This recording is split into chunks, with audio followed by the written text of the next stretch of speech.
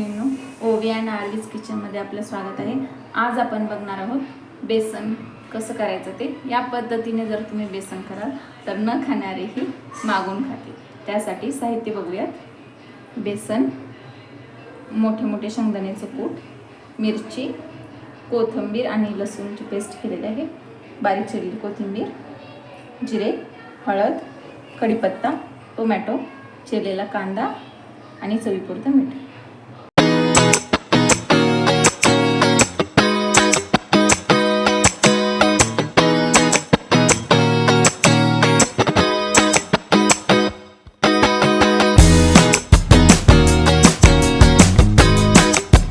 कढईमध्ये तेल टाकलेलं आहे। आता आपण जिरं,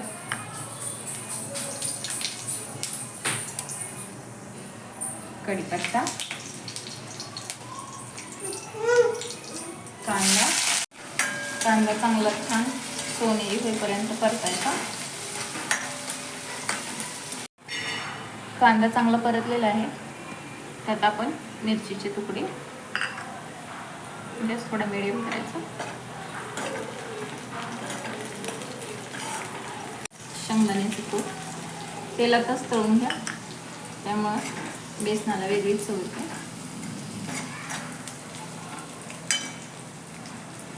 आता यात टोमॅटो चांगलं मऊ होईपर्यंत परतून घ्यायचं।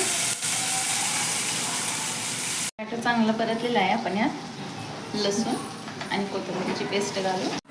आता आपण या बेसन पिठामध्ये जसं हवं तसं पाणी घालून याला मिक्स करून टाकू शकता। शक्यतो बेसन पीठ असंच पाण्यामध्ये मिसळून टाका, नाहीतर असं टाकलं ना की त्याच्या गाठी।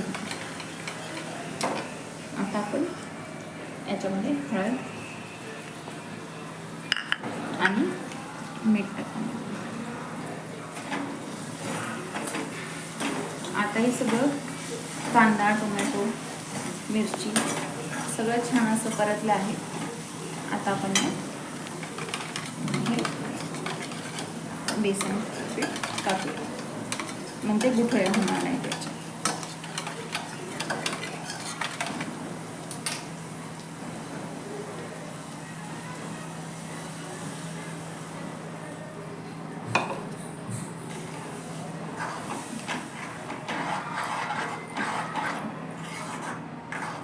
बघू शकता तुम्ही, तुम्हाला जशी त्याची कन्सिस्टन्सी हवी तशी तुम्ही करू शकता।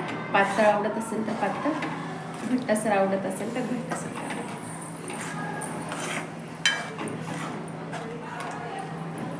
थोडंसं असंच केल्यानंतर छान लागतं।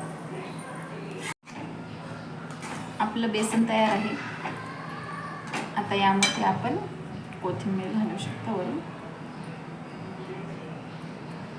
अशा पद्धतीने जर तुम्ही बेसन केलं तर नक्कीच सगळ्यांना आवडेल। या पद्धतीने आपलं बेसन तयार आहे। तुम्ही भाकरी सोबत खाऊ शकता आणि सोबत एक लिंबाची पूड आणि कांदा नक्की ठेवा, खूप छान लागतं। व्हिडिओ आवडल्यास लाईक करा, शेअर करा, सबस्क्राईब करा। धन्यवाद।